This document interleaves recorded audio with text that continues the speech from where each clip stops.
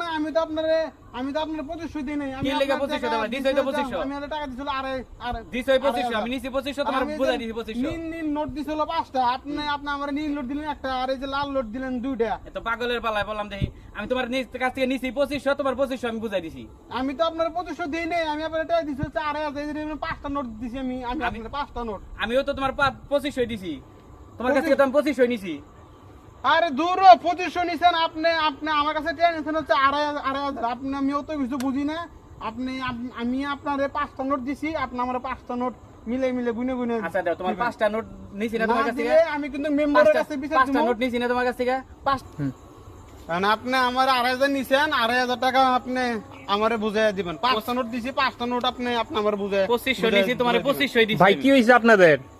আরে ভাই সমস্যা কি? কি হয়েছে মানে আপনি ধরেন আমি কত হচ্ছে 6 মাস আগে আমি টাকা দিছি হচ্ছে ওনারে 2500 টাকা।